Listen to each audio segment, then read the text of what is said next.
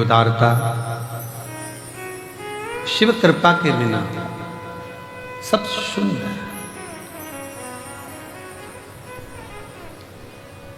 हमारे बीच में लखनऊ वाले श्री अनिल जी आर्य जी भी बैठे हैं, जो निरंतर कुबरेश्वर धाम पर बाबा से ऐसे जुड़े हैं कि प्रत्येक वर्ष में कम से कम 10 बार बाबा के धाम आकर सेवा कर जाते हैं। और इसी कथा में रेवाड़ी वाले हमारे यजमान परिवार, जिन्होंने रेवाड़ी में इतिहास रचा था कथा का, और इतनी अपार जन समुदाय का व्यवस्था आपने करी। एक बार जोरदार ताली बजाकर रेवाड़ी वाले सुनील जी यादव जी को, सुनील जी यादव जी एक बार जोरदार ताली बजाएं। बहुत बहुत साधुवाद, बहुत बहुत शिव कृपा।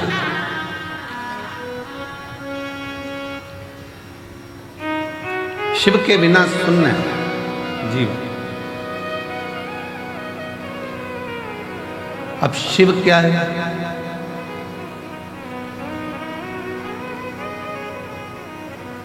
शिवादि है, शिवानंत है।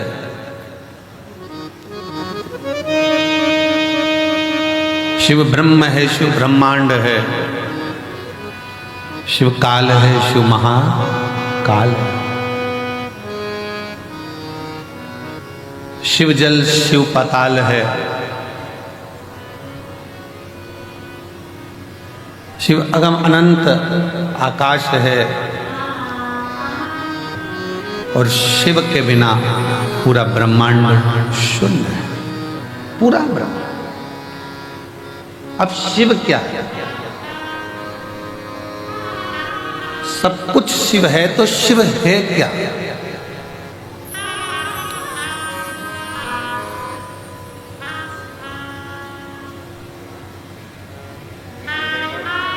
केवल एक पिंडी शिवलिंग जिस पे हम जल चढ़ाते हैं वही शिव है? या 12 ज्योतिर्लिंग में जाकर हमने दर्शन किया, दीपदान किया, पूजन करा, बस वही शिव है? या अपने क्षेत्र में जो मंदिर हैं, शिवालय हैं, जिसमें शिवलिंग विराजमान है, जिसकी हम पूजन करने जाते हैं, वही शिव है? क्या वही शिव है? शिव महापुराण की कथा कहती है, कथा कह रही है कि शिव के बिना शून्य है। तो शिव क्या है? शिव पुराण कहती है, जो हमारे शरीर में जो श्वास चल रही है, जो धड़कनें चल रही हैं, जो श्वास 21,600 श्वास जो प्रतिदिन इस शरीर से निकल रही है, वही शिव है। और शिव गया तो फिर शून्य। शिव के बिना सब शून्य। श्वास चली गई, शरीर का क्या मतलब?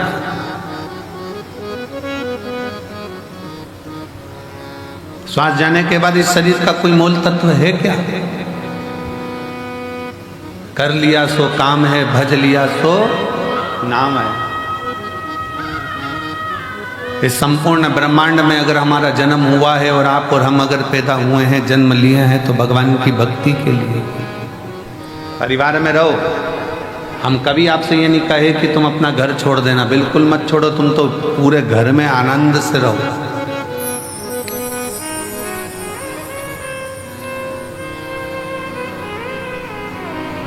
खूब अच्छे से रहो, खूब एंजॉय की जिंदगी जियो, खूब आनंद में रहो। पर जो ये मानव का शरीर मिला है, जो ये मानव का शरीर प्राप्त हुआ है, इस मानव के शरीर को भी श्रेष्ठता में थोड़ा सा जोड़ते चलो। ना जाने पूर्व में कौन सा अपन ने पुण्य करा होगा कि भगवान ने सारे डिपार्टमेंट अच्छे बनाकर भेजे। नेत्र भी दो दिए, सुनने की शक्ति भी दी, हाथ भी दिए, पाँव भी दिए, जिह्वा भी दी, पूरा शरीर भगवान ने अच्छा बनाकर भेजा, ये भगवान की कृपा है। थोड़ा सा भी गड़बड़ करके भेज देता तो दिन रात अंदर से कोसते रहते कि तूने मेरा पाँव बिगाड़ दिया, तूने मेरा हाथ बिगाड़ दिया, तूने मेरी आंख बिगाड़ दी, तूने मेरा कान बिगाड़ दिया, मुख बिगाड़ दिया। कितनी कृपा, कितनी दया उसने कर कर भेजा। जब देवताओं ने अमृत पी लिया, अमृत पीने के बाद जब देवता सब संतुष्ट हो गए, सब संतुष्ट हो गए, देवियां सब संतुष्ट हो गईं, देवता सब संतुष्ट हो गए,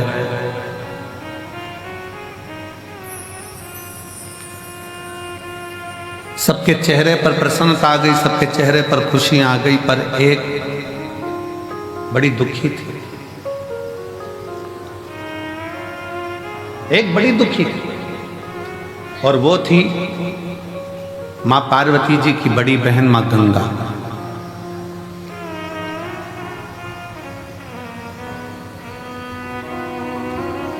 गंगा मैया एकदम स्थिर होकर, स्तब्ध होकर, चुप होकर बैठ गई। पार्वती जी ने पूछा मां गंगा से, जी सारे देवताओं को अमृत मिला है, आपको भी अमृत की प्राप्ति हुई है, क्योंकि आप भी देवी हो। जितने भी देवी देवता हैं इन सबको अमृत की प्राप्ति हुई है, आप भी देवी हो, आप भी देवता में आती हो, देवियों में आती हो, तो आपको भी अमृत मिला। फिर तुम स्तुब्ध क्यों, फिर क्यों चुप, फिर क्यों मौन हो, किस लिए? आपके मन में कोई दुख है, आपके हृदय में कोई संकोच है, आपके मन में कोई कष्ट है, कोई दुख है? गंगा मैया की आंखों से नीर बह रहा था, आंसू। पार्वती जी ने फिर पूछा, सारे देवताओं को जो अमृत प्राप्त हुआ उसकी तो खुशी मनाई जा रही है कि हमको अमृत मिल गया। देवताओं को अमृत मिला, वो भी खुशी मना रहे थे, और अपन अमृत स्नान कर कर आए, प्रयागराज गए, स्नान किया, अपन कितने खुश हुए। अपन तो अमृत स्नान करे तो खुश हैं, देवताओं को तो पीने को मिला होगा तो उनने तो नगाड़े बजा दिए होंगे, ना आतिशबाजी चला दी होगी, ना ढोल मंजीरा बजाया होगा कि हमको अमृत पीने को मिला।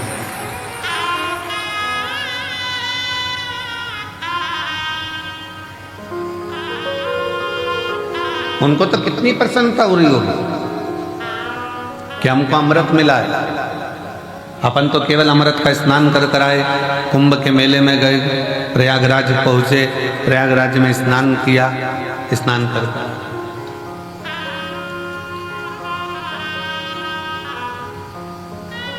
पर जरा विचार करिएगा,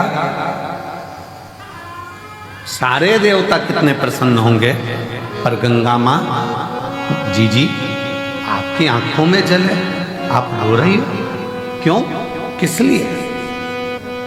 गंगा मैया ने कहा, बहन पार्वती, मेरा रोने का कारण केवल इतना है, शिवजी ने विष पिया, कंठ में विष भरा गया, शंकर भगवान के मस्तक से मैं बहती हुई शिव पर जल चढ़ाती चढ़ाती मैं ब्रह्मांड का कल्याण करने के लिए आई हूं, पर शिव जी के गले का विष इतना तप रहा है, शिव जी के गले का विष इतनी तपन दे रहा है कि मेरे जल में रहने वाले सारे जीव बड़े कष्टप्रद हो रहे हैं,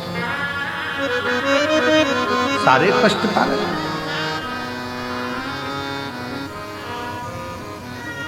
पार्वती जी बोली, हमने तो ये सोचा ही नहीं था, हम तो सोचे कि तुमने अमृत ग्रहण कर लिया, अमृत का पान कर लिया, अमृत तुम्हें प्राप्त हो गया, इससे बढ़कर सुख और क्या चाहिए, इससे बढ़कर श्रेष्ठता और क्या हो सकती।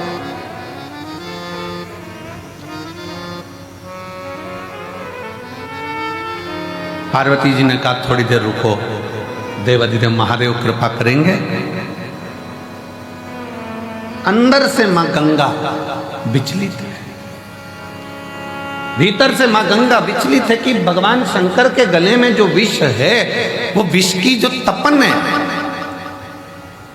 भले भोले बाबा ने विष को पिया पर कंठ में जो तपन भरी हुई है कि वो तपन, उस तपन के कारण गंगा मां के जल में रहने वाले सारे जीव कष्टप्रद हो रहे।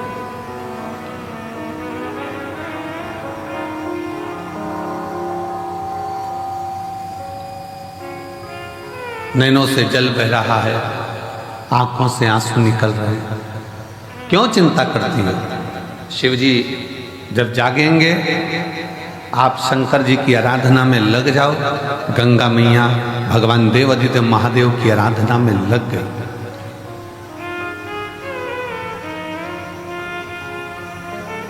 क्या आराधना करी गंगा मैया ने? अकेले नहीं, मां गंगा का जल जैसा जैसा बहता गया और जितने जितने जीव उस जल के अंदर रहते थे, गंगा मैया ने सबसे कह दिया कि मैं अकेली शिव जी को राजी नहीं कर सकती, सब मिलकर। जब सब मिलकर पुकारोगे तो बाबा सुनेगा जरूर। अकेले रहकर टीवी के सामने बैठकर कथा सुनना अलग बात है, मोबाइल लेकर दुकान पर अकेले बैठकर कथा सुनना अलग बात है, पर सामूहिक रूप से जब हम किसी पंडाल में पहुंचते हैं, बाबा कुबेर भंडारी के दरवाजे पर पहुंचकर कथा सुनते हैं तो उसका फल अलग बात है।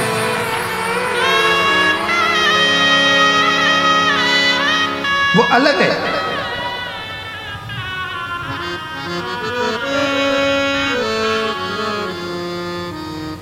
जब हम कुबरेश्वर बाबा के दरवाजे पर पहुंचकर कथा का रसतत्व ग्रहण करते हैं, सामूहिक रूप से बैठते हैं, कथा का लाभ लेते हैं, सामूहिक रूप से बैठकर भगवान शंकर की परम आनंदमय कथा का रसतत्व ग्रहण करते हैं, तो वो अकेले नहीं है, वो अकेले है।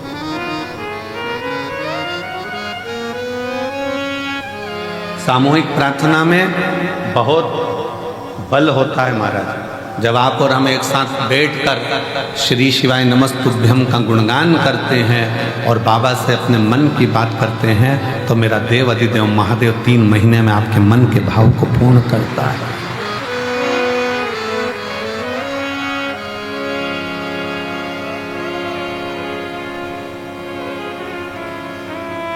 और शंभु शरणे परी मांगू घड़ी रे घड़ी, दुख काटो दया करी दर्शन आपो। शंभु शरणे परी मांगू घड़ी रे घड़ी, दुख काटो दया करी दर्शन आपो। हम भगवान शिव के इस कंकर शंकर की भूमि पर आकर सामूहिक रूप से बैठकर भगवान शंकर का जब भजन करते हैं, दान करते हैं, पुण्य करते हैं, स्मरण करते हैं, तो उसका फल लाखों लाखों गुना होता है, लाखों गुना।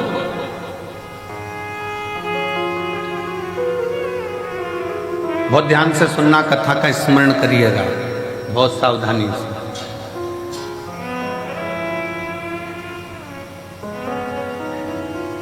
आप किसी शंकर जी के मंदिर में, देवादिदेव महादेव के मंदिर में एक लोटा जल चढ़ाने के लिए जब जाओ और शिव जी के मंदिर में जब एक लोटा जल चढ़ाने के लिए जाओ, 8-10 माताएं बैठी हो, 4-5 माताएं बैठी हो, 2-4 माताएं बैठी हो, बच्चे कोई हो, बुजुर्ग कोई हो, बूढ़ा कोई हो, पुरुष कोई हो, स्त्री कोई हो, कन्या कोई हो, बेटी कोई हो, और भगवान शिव को आप जब एक लोटा जल समर्पित कर रहे हो, सब बैठे हैं, सब पूजन कर रहे हैं, सब अर्चना कर रहे हैं, सब जल चढ़ा रहे हैं, सब भक्ति कर रहे हैं, और उसी में तुम भी पहुंच गए, आप भी पहुंच गए, एक लोटा जल चढ़ाना प्रारंभ कर दिया। और जब जल चढ़ाना प्रारंभ करा तो समझ लेना कि आज इतनी सारी माताएं जब एक साथ जल समर्पित कर रही हैं, एक साथ भगवान को पुकार रही हैं, तो भगवान की भक्ति में कोई ना कोई एक ऐसी इसमें स्त्री होगी, एक कोई बच्चा, कोई बुजुर्ग, कोई बड़ा, उसमें कोई ना कोई एक ऐसा होगा, और वो अकेला जब शंकर जी को पुकारेगा तो उसके बल पर हम भी तर जाएंगे और हमारा भी कल्याण होगा।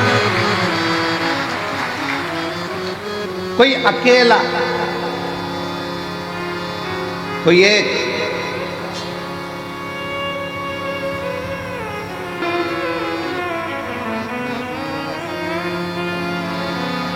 कोई अकेला, कोई एक भी अगर पुकारेगा,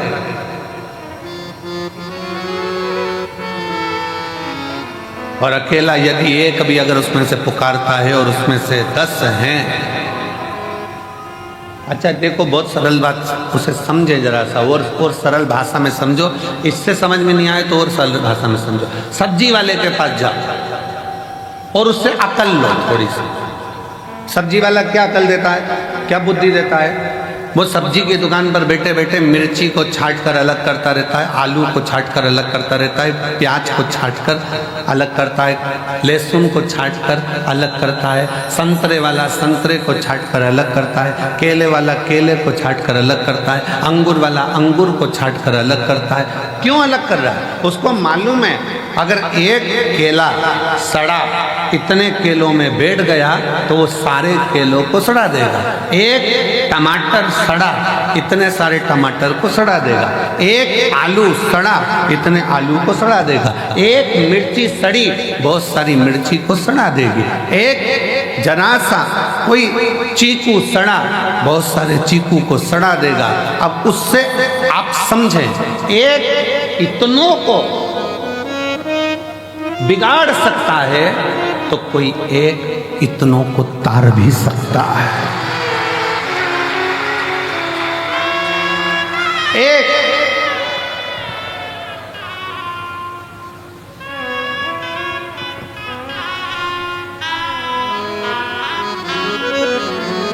सास कहती बहू से अच्छी अच्छी मिर्ची अलग कर दे, सड़ी अलग निकाल दे। वो सड़ी अगर साथ में रहेगी तो अच्छी वाली को बिगाड़ देगी।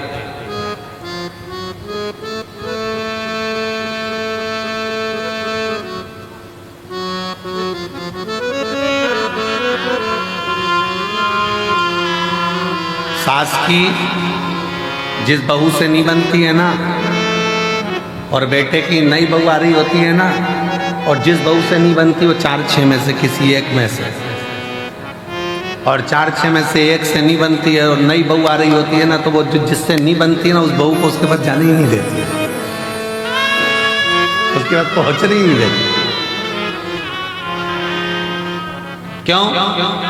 वो कुछ कहेगी, सिखा देगी, बोल देगी, समझ जाएगी। पर मेरा निवेदन है, ऐसे सिखाने से कुछ नहीं होता।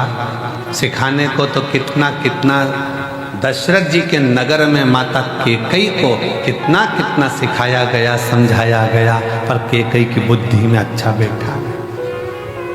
और विभीषण के यहाँ, रावण के यहाँ कितना कितना लंकाधिपति रावण कैसा था और उसके घर में कैसा कैसा उत्पात मचता था, तो भी कुछ तो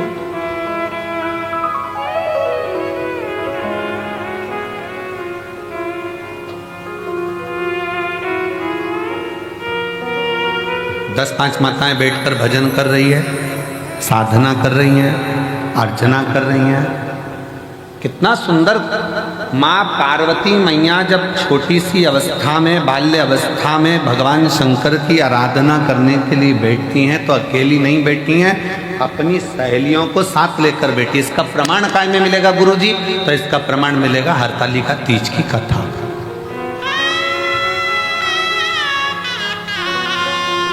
कौन कौन करता है हरतालिका तीज? हाथ उठाओ जरा। करते हो सब लोग? तो हरतालिका तीज की कथा में प्रमाण मिलता है कि पार्वती जी अपनी सहेलियों के साथ एक वन में चली गई, गुफा में पहुंच गई। गुफा में कंदरा में पहुंचकर उन्होंने शिव जी की आराधना करना प्रारंभ किया। अपनी सहेलियों के साथ शंकर भगवान की आराधना में डूब।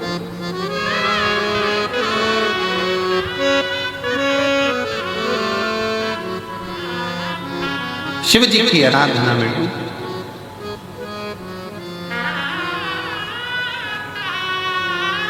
क्या हुआ? पार्वती जी तो तप साधना कर रही थी, सहेलियां क्या कर रही थी, सखियां क्या कर रही थी? पार्वती जी तो शंकर के पार्थिव शिवलिंग का पूजन कर रही थी। सखियां क्या कर रही थी? सहेलियां क्या कर रही थी?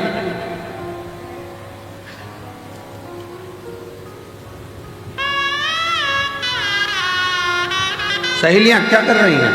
सखियां क्या कर रही हैं?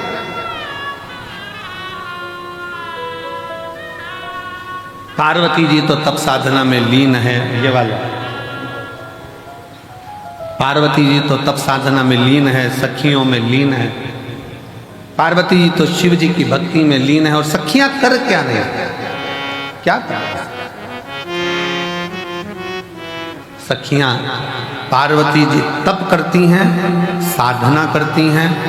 पार्वती जी शिव को राजी करती हैं और सखियां खड़ी खड़ी पार्वती को देखते देखते भगवान शंकर से प्रार्थना करती हैं, बाबा कब सुनोगे? ये बेचारी कब से तुम्हारा इंतजार कर रही है, कब से तुम्हें पुकार रही है। एक बार तो बाबा आओ ना, इसकी सुनो, इसकी सुनो।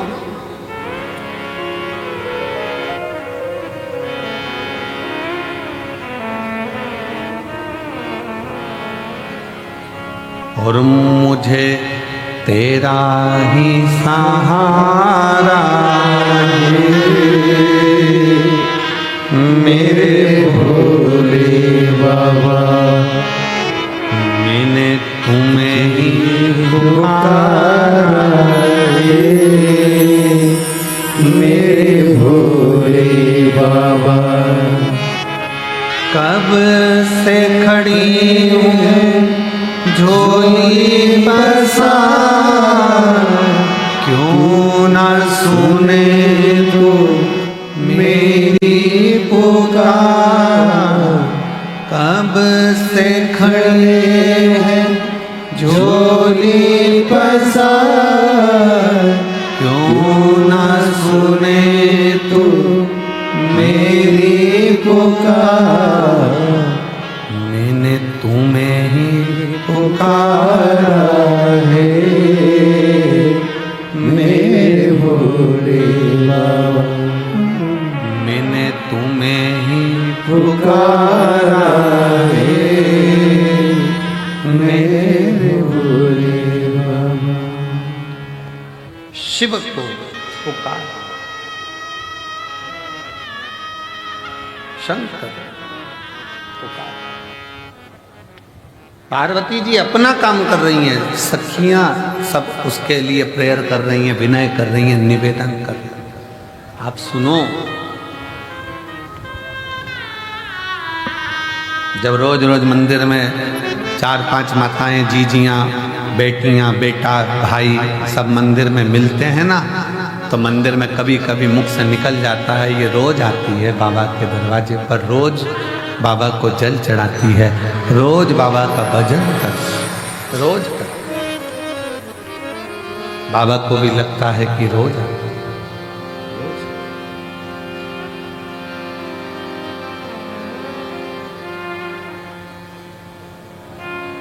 प्रतिदिन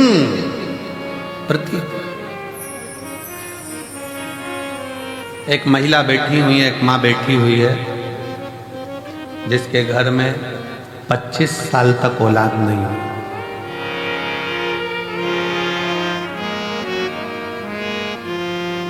अब उसने इलाज करवा लिया, सब दूर से प्रार्थना कर ली, सब जगह से। आखिरी में एक दिन उसके मोहल्ले में कोई ने कहा कि अगर 24-25 साल हो गए हैं तो कहा कि अब मैं माँ कभी नहीं बन सकती, ऐसा है। जब इतने साल, 25 साल बहुत होते। अब शादी के 25 साल, जरा विचार करिएगा, जब औलाद का 24-25 साल तक सुख ना हो तो वो कितना मन में कचोटता होगा। तब किसी ने कहा एक काम करो, जाओ एक बार कुबेरेश्वर बाबा की भूमि पर जाओ, रुद्राक्ष महोत्सव हो रहा हो, तंबू तानो, बाबा का भजन करो, स्मरण करो, कथा सुनो, शिव भक्ति को धारण करो, सुनो कथा। आई बाबा से विनय करा, निवेदन करा, पत्र है उसका कोई,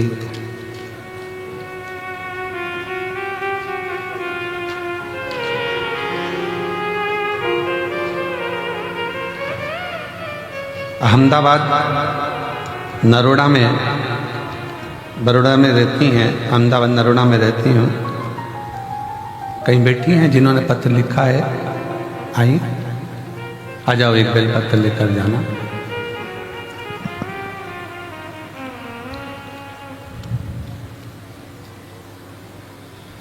मेरी बहू के यहाँ संतान की प्राप्ति नहीं,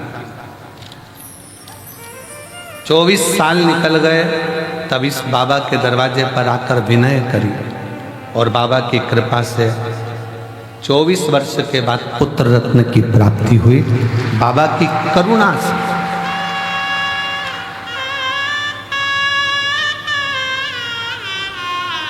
शिव किसको कहते हैं, शंकर किसको कहते हैं, उसकी उदारता क्या होती है। मैं अहमदाबाद की रहने वाली हूं, गुजरात से हूं। शिव तत्व किसको कहते हैं, आप उसके आश्रित तो होइए, वो रास्ते खुलता चला जाता, मार्ग बनाता चला जाता। पर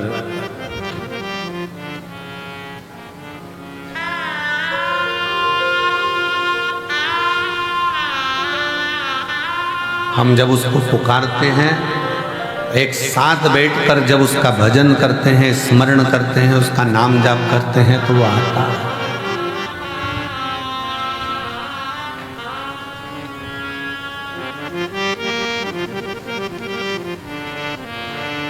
सामूहिक प्रार्थना में बहुत बड़ा बल होता है, बहुत बड़ा सामूहिक प्रार्थना।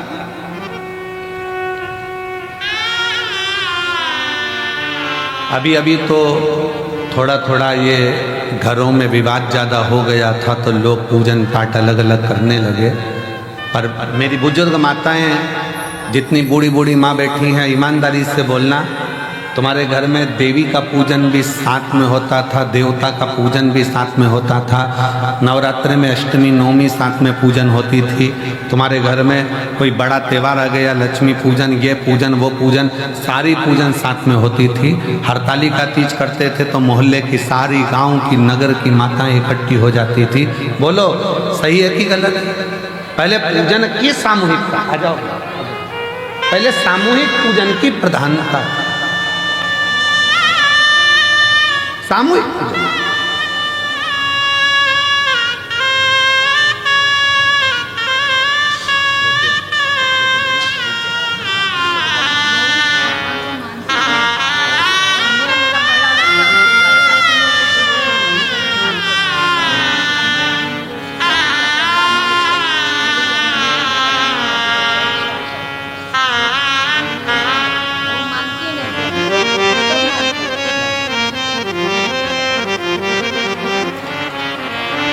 जी कह रही हैं कि बहू का और मासिक धर्म भी नहीं आता था, मासिक धर्म भी चले गया। 25 साल में भगवान पे से उसका भरोसा उठ गया था, मानती नहीं थी भगवान, छोड़ दिया था। होता है, लोगों के मन में चोट पहुंच जाती है, मैं इतने साल से भगवान की पूजन कर रही हूँ, भगवान सुन ही नहीं रहा, तो मानना बंद कर दो। पर माता जी बोली कि मैं उससे बोली, तू एक बार तो चल इसके दरवाजे पर, उसके बाद तू कहीं मत जाना। एक बार तू इसके दरवाजे पर चल, उसके बाद तू कहीं मत जाना। फिर आखिरी में मेरी बहू बाबा से प्रार्थना करने के लिए आई, बेटे आए, और बाबा की कृपा से आज उसके घर में 25 साल बाद पुत्र की प्राप्ति। 25 जो बंजर में भी फूल खिला दे, जो बंजर में भी वृक्ष लगा दे जो पत्थर में भी पौधे को उत्पन्न कर दे, वो साधारण नहीं, वो देव अधिदेव महा, वो साधारण नहीं। भगवान शंकर का एक प्रतीक आपके हृदय में, आपके दिल में, आपके मन में जो विश्वास, जो दृढ़ता, जो भरोसा प्रबल होता है, वो शिव तत्व की प्राप्ति, शिव तत्व की। और शिव शिव है।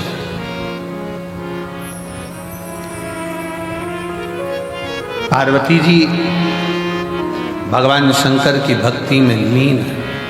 साथ में सखियां सहेलियां भले पूजन नहीं कर रही हैं, पर वो पार्वती जी को देखकर, पार्वती जी के विचारों को देखकर, पार्वती जी के भाव को देखकर वो सब पार्वती जी से नमन कर कर प्रार्थना कर रही हैं कि आपसे विनती है, आप स्वीकार करें। शिव जी पार्वती जी को दर्शन दर्शन।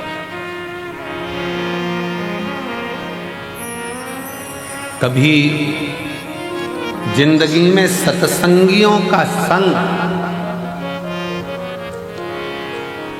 सत्संगियों का संग, भजनावलियों का संग जब सामूहिक रूप से बैठकर भगवत भजन करा जाए, स्मरण करा जाए, कीर्तन करा जाए, मंत्र जाप करा जाए, नाम जाप करा जाए, तो उसका फल मिलता जाए। सत्संगियों का संग।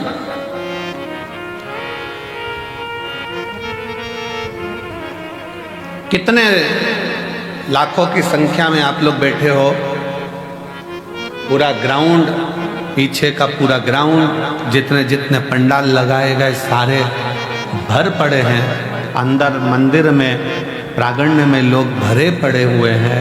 लोग, कई लोगों की दुकान में बैठ बैठ कर कथा का तत्व ग्रहण कर रहे हैं। भक्ति के लिए, भगवान से पुकार करने के लिए यहाँ आए हैं। तो भगवान देवाधिदेव महादेव आपको खाली नहीं भेजेगा, कुछ न कुछ देकर चलेगा।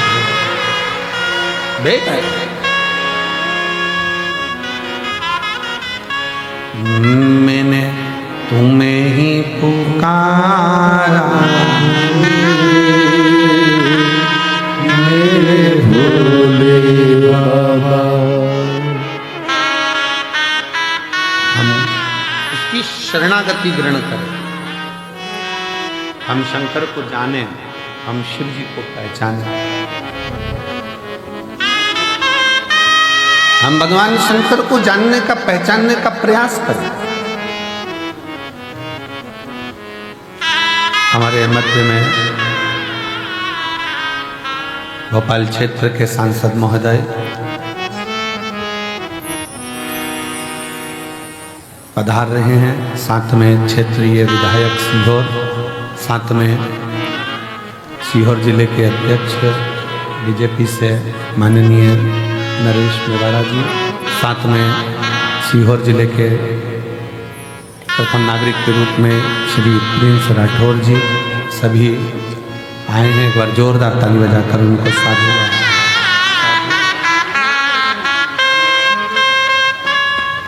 शिव शिव है, शंकर शंकर, शिवोगढ़।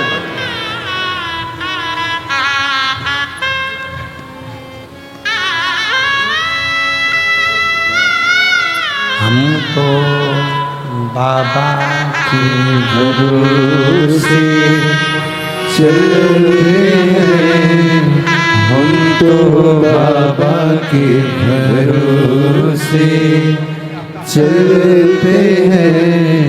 ये दुनिया वाले जलते हैं, ये दुनिया वाले जलते हैं। भोले बाबा के भरोसे चलते हैं, हम तो बाबा के भरोसे चलते हैं। ये दुनिया वाले जलते हैं, ये दुनिया वाले जलते हैं। भोले बाबा के भरोसे चलते हैं, डमरू वाले के भरोसे चलते हैं।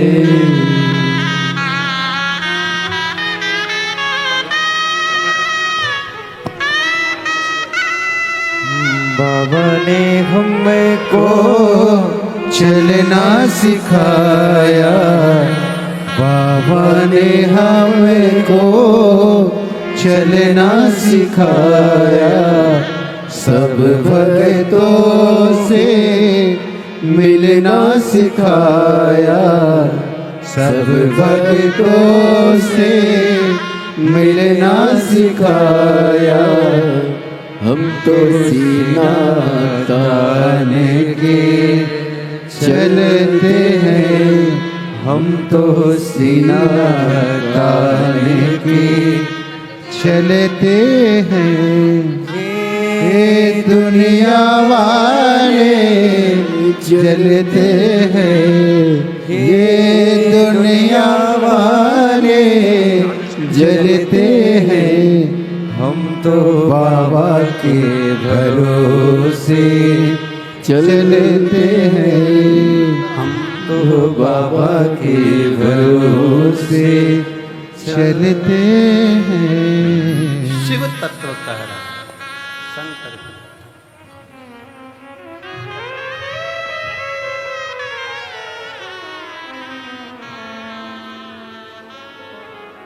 हमारे बीच में सन्नी भैया महाजन पधारे, एक बार जोरदार ताली बजाकर उनका साधुवाद। शिव तत्व किसको कहते हैं? शिव की शरणागति, जो श्वास चल रही है, जो श्वास निरंतर चल रही है, वो शिव का ही एक प्रतिबिंब स्वरूप, शिव का एक प्रतिबिंब।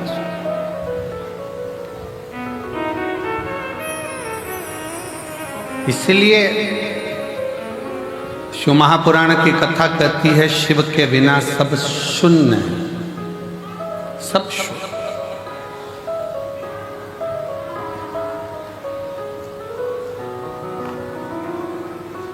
शिव के बिना सब शून्य। श्वास है तो शिव।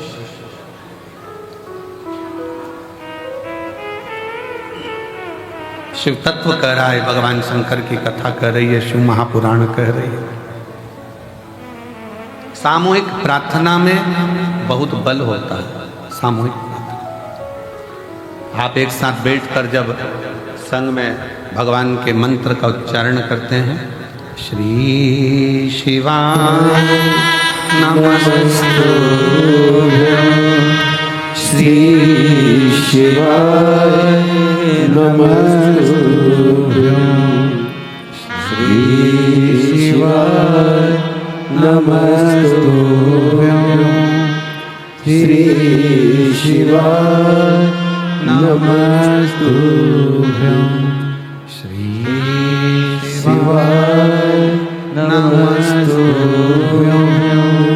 श्री शिवाय नमस्तुभ्यं, श्री शिवाय नमस्तुभ्यं, श्री शिवाय नमस्तुभ्यं।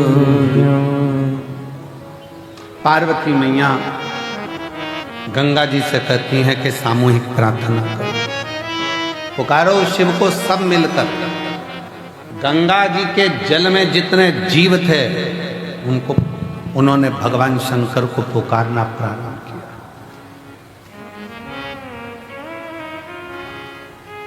खूब पुकारा। गंगा जी भी पुकार रही हैं, गंगा जी के जल में रहने वाले जीव भी पुकार रहे हैं। शिव जी का नेत्र खुल गया,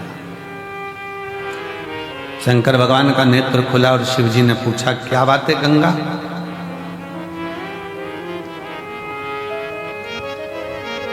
आप तो दुनिया के नेत्र के अश्रु पोंछने वाली गंगा अगर आंख में आंसू भरा रहे हैं तो क्यों, किस लिए?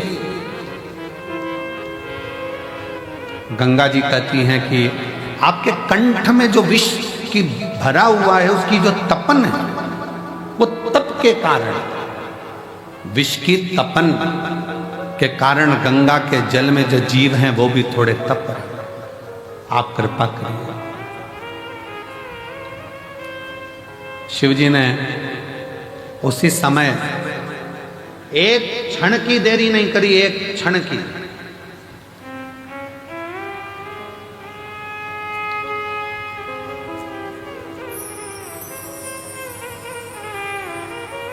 भगवान शंकर ने एक क्षण की देरी नहीं करी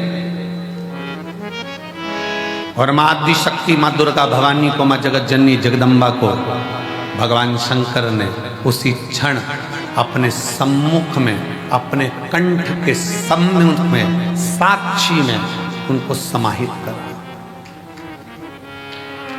समाहित सम्मुख में, जहां कंठ में विष भरा पड़ा हुआ था, उसकी साक्षी में मां जगत जननी जगदम्बा को समाहित कर।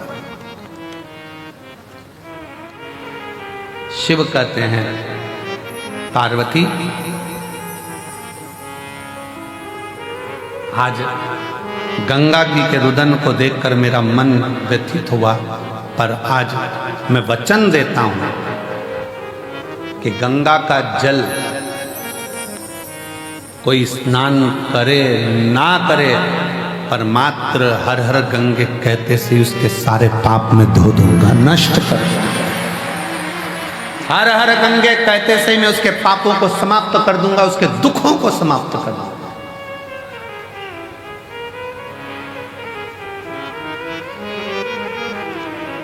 आप लोग गंगा नहाने जाते हो, क्या बोलते हो? जम के बोलो जरा,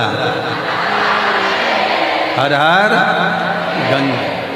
मैं उसको उसी क्षण पापों से मुक्ति दे देता हूं, उसी क्षण उसके दुखों का निवारण कर। और हम तो कहेंगे आप सबसे, चाहे घर में नहाओ, चाहे तीर्थ में नहाओ, चाहे कुबेरेश्वर धाम पर नहाओ, चाहे कहीं पवित्र नदी पर जाकर स्नान करने जाओ, नहाओ, पर वहाँ पर भी एक बार जम के चिल्लाकर पानी, पहला डब्बा जैसे ही सिर पे जाए, पहला डब्बा जैसे ऊपर जाए, वैसे ही चिल्लाए, हर हर गंगे। कम से कम गंगा मैया हमारे पूर्व के पाप को काटती तो जाए।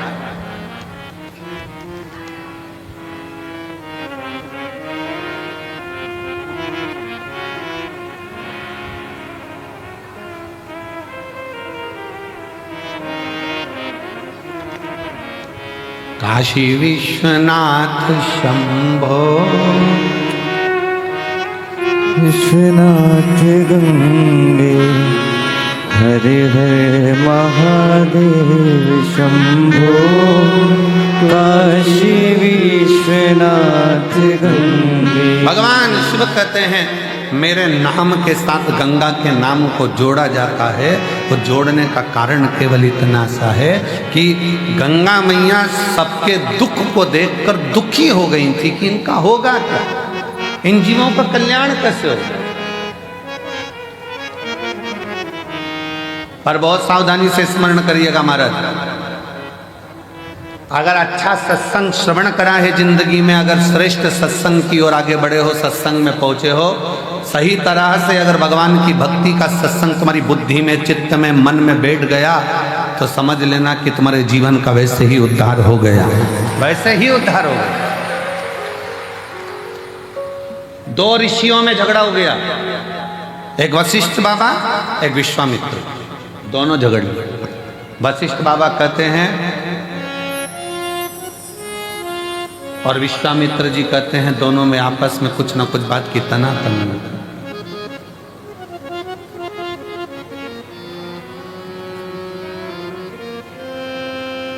विश्वामित्र जी कह रहे हैं कि तप बढ़ा, वशिष्ठ बाबा कहते हैं भगवान शंकर का जो सत्संग, शिव की जो कथा, शिव महापुराण की जो कथा, वशिष्ठ बाबा कहते हैं कि ये शिव नाम का सत्संग, शिव पुराण, भगवत भजन, ये बड़ा है, सत्संग बड़ा। दोनों में झगड़ा हुआ। दोनों झगड़ा करते करते ब्रह्मा जी के पास पहुंच गए।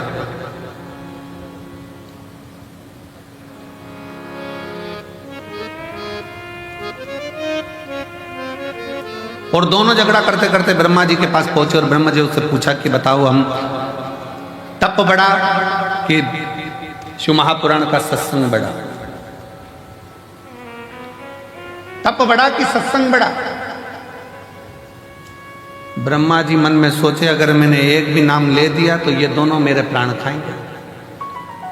जब उलझन उत्पन्न होती है तो बीच में कोई नहीं आता। ब्रह्मा जी ने कहा, मेरे पास में इसका उत्तर नहीं है, तुम भगवान नारायण के पास जाओ। नारायण के पास पहुंच गए। बताओ, तप बड़ा कि शंकर जी की सुनी हुई कथा का सत्संग बड़ा? भगवान विष्णु तो चरण दब रहे थे, नारायण आराम से सो रहे थे। लक्ष्मी जी चरण दबाती दबाती, लक्ष्मी जी ने भी देख लिया दोनों आए हैं और दोनों बहुत बड़ा प्रश्न लेकर आए, उत्तर देना बड़ा कठिन काम। तप का बोलेंगे तो सत्संग छूट जाएगा, सत्संग का बोलेंगे तो तप छूट जाएगा। कहाँ करा जाए? लक्ष्मी जी और जम के पांव दबाई। जैसे ही पांव दबाई नारायण समझ गए उलझट्टा सामने खड़ा है।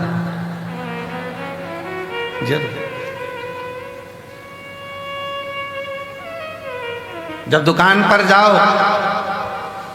सामान खरीदने के लिए और दुकान का मालिक दो तरह से चाय की आवाज लगाता है। एक बार प्रेम से बोलता है, जाओ जरा मैडम के लिए चाय लेकर आओ, इतना सारा कपड़ा ले रही है सामान, जाओ मैडम के लिए चाय। और मालिक चिल्लाकर बोले, ओ नाना दो जल्दी लाना। समझ लेना, वो समझ गया। चली जाए तब आना। और नाना गया चाय लेने, और जब मैडम चली गई और कह रहे मैडम बैठो तो थोड़ा रुको, तो थोड़ा रुको, थोड़ा बैठो। अब हम बोले नाना हमको तो जाना है, हमको तो जाना है। ओ नाना दो चाय जल्दी। गया नाना, क्योंकि नाना को पहले से सिखा के रखा था, चले जाना आराम से घर घूम के आ जाना, थोड़ी देर बाद जैसे चाय लेने जाए फिर हम बुलाए तब आ गए। लक्ष्मी जी ने चरण दबाया, अच्छी तेजी से जम के जो चरण दबाया, भगवान समझ गए कोई उलझट्टा सामने खड़ा है, जरूर कोई बात। लक्ष्मी जी पर भगवान ने सोचा कि आज एक नहीं दो आए हैं, सामने जाकर प्रणाम तो करूं। भगवान नारायण उठकर बैठ गए। वशिष्ठ बाबा को विश्वामित्र जी को नमन करके बोले, कैसे आना होगा? प्रश्न, तप बड़ा कि शिव जी की कथा का सत्संग बड़ा? भगवान नारायण ने कहा, इतनी छोटा सा प्रश्न का उत्तर मैं दूंगा, अब तुम जो प्रश्न टीचर के लायक है वो टीचर से पूछो, जो प्रोफेसर के लायक है वो प्रोफेसर से पूछो।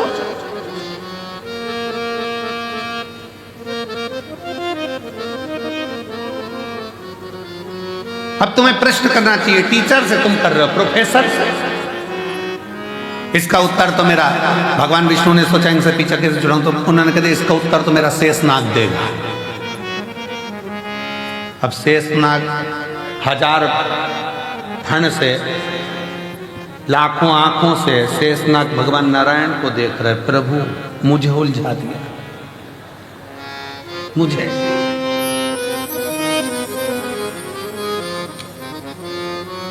ये उसी में का हाल है ना, जैसे भगवान कृष्ण से नंद बाबा, एक बार नंद राय जी बैठे हुए थे और भगवान कृष्ण आंगन में खेल रहे थे। खेलते खेलते भगवान कृष्ण ने मोर को देखा। मोर देखते से ही नंद बाबा के पास में आके उनकी गोदी में बैठ गए। देखते से बोले, कितना सुंदर है ना बाबा। बाबा बोले, हाँ। कौन है बाबा? तो कि मोर है। बाबा मोर मतलब?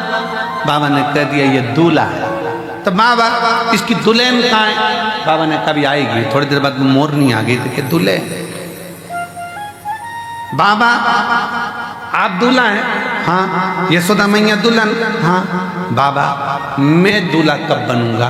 तो तुरंत नंद बाबा ने मोर का पंख उठा के कन्हैया की चोटी में लगा दिया, तो आज से दूल्हा। अब एक दिन कन्हैया जी दूल्हा तो बन गए। थोड़ी देर बाद भगवान नंद बाबा के पास जाकर बोले बाबा। बाबा बोले क्या है? दूल्हा तो बन गया, दुल्हन।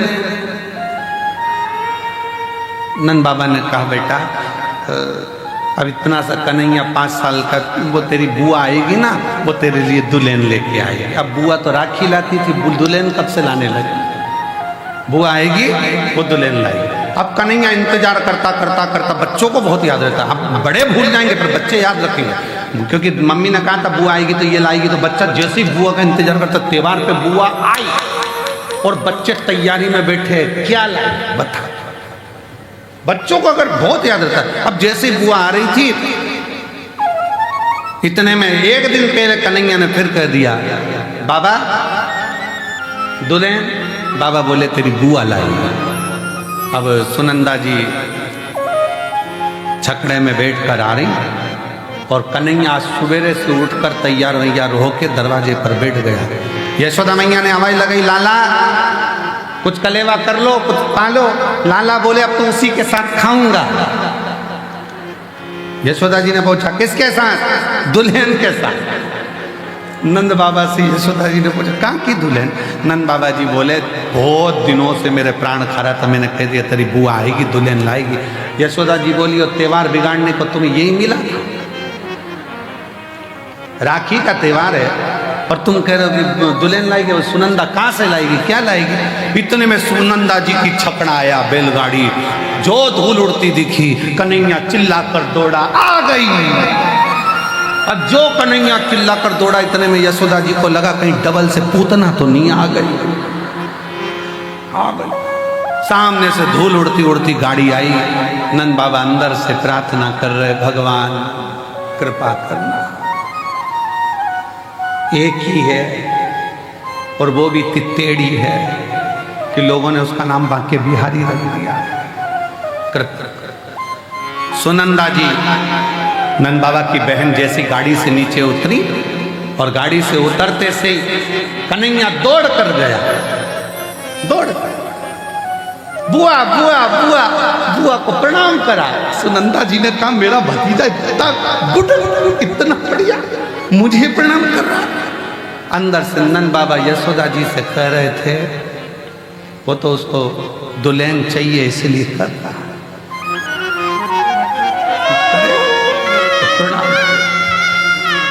अब जो प्रणाम करा, सुनंदा जी से कहा बुआ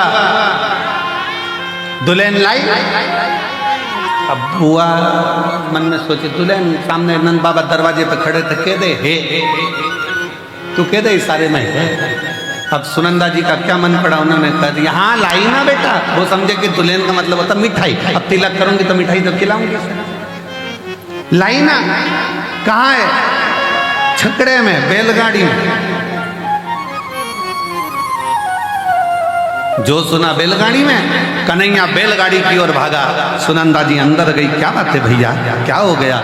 नंद बाबा ने कहा कि बात ऐसी है कि कन्हैया बहुत दिन से दुल्हन दुल्हन कर रहा था, मैंने कह दिया था बुआ लाएगी, अब क्या होगा जीजी समझ में नहीं आ रहा है, पूरा राखी का त्योहार बिगाड़ देगा ये लाला तो। इतने में सुनंदा जी बोली तुम चिंता मत करो, मैं आ रही थी बरसाना से तो वहाँ पर ब्रजभानु जी की छोरी बोली कि काकी कहाँ जा रही है, तो कहा माई के अब की बार मुझे भी घुमा ला, मैं उसको अब की बार छकड़े में बिठा कर ले आई हूँ। मैं अब की बार छकड़े में बिठा कर ले आई हूँ, लेकर। अब ये अंदर राधा रानी लंबा सा घूंघट करके बैठी, खूब लंबा घूंघट। अब कन्हैया ने कहा उतर जा तू मेरी दुल्हन है।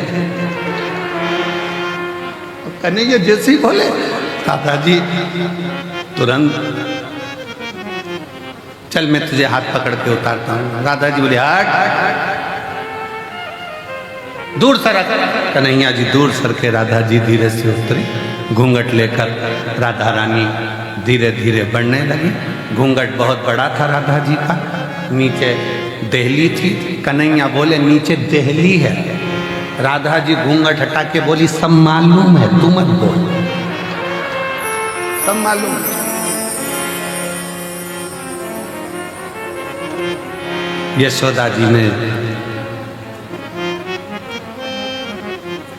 जो राधा जी का स्वरूप देखा, देखते ही राधा जी से हाथ जोड़कर यशोदा जी कहती हैं, अच्छा हुआ तू आ गई, त्योहार अच्छे से हो जाएगा।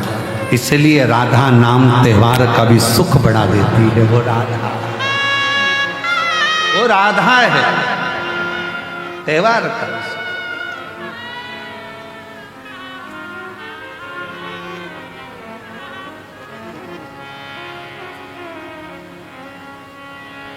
कभी उलझन उत्पन्न हो जाता है तो टाला जाता है। वशिष्ठ बाबा और विश्वामित्र जी की उलझन थी। वो बोले कि बताओ तब बड़ा कि शिव जी का सत्संग बड़ा। उलझन,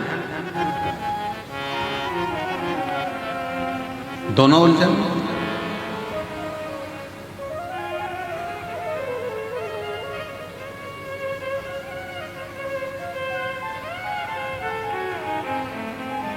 अब बाबा ने कह दिया शेषनाग बताएगा। शेषनाग जी के मन में आया क्या बताऊं इनको। शेषनाग जी बोलिए तब बड़ा कि शिव जी की कथा सुनी हुई सत्संग बड़ा। शेषनाग जी ने कह दिया वशिष्ठ बाबा विश्वामित्र जी मेरे सिर पे रखी पृथ्वी, वजन बहुत तेज लग रही है। तुमने तप करा है, एक ने सत्संग करा है, तुम अपना अपना पुण्य देकर पृथ्वी को रोक लो, तब मैं बताऊंगा कि कौन बड़ा। विश्वामित्र जी ने कहा इतनी सी बात, मैंने इतना तप करा है। विश्वामित्र जी ने कहा मैंने अपनी जिंदगी में जितना तप करा सारे तप का फल देता हूं पृथ्वी, तो रुक जा।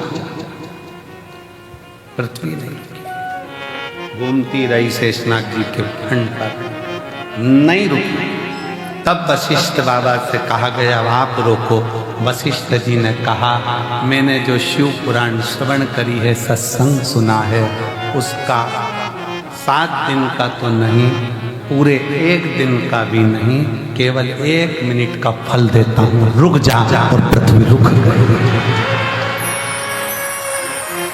सत्संग का फल कितना बड़ा है कि 7 दिन का भी नहीं, 1 दिन में भी आधा, केवल आधा पल मैं तुझे सत्संग का देता हूं, रुक।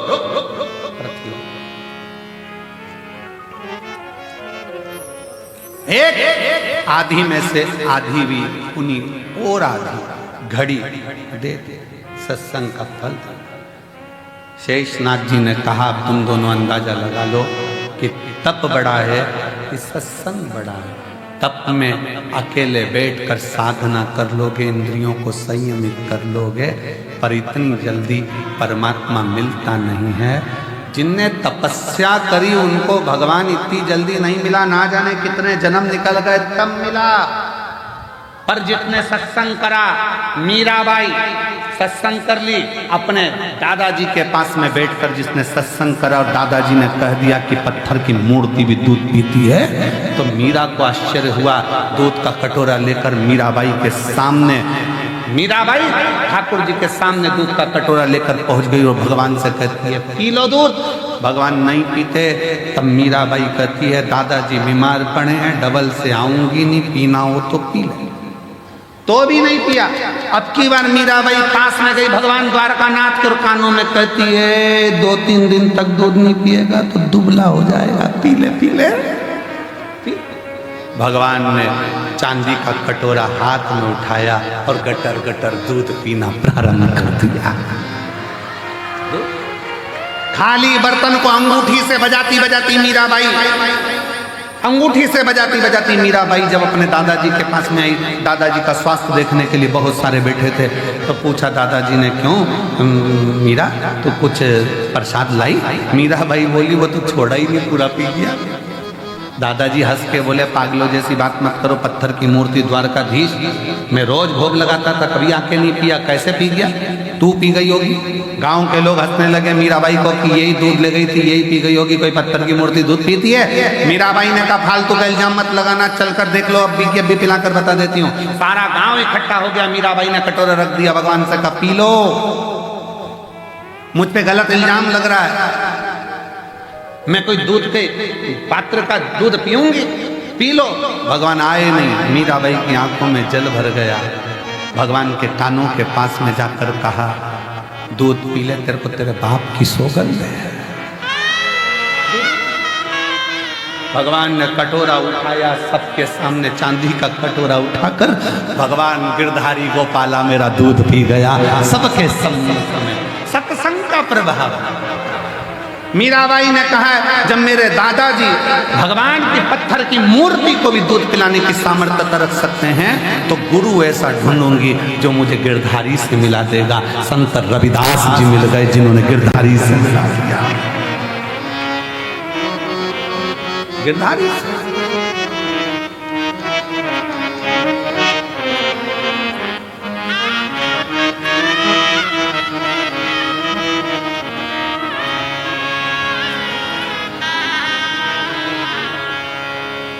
आजा मन मोहन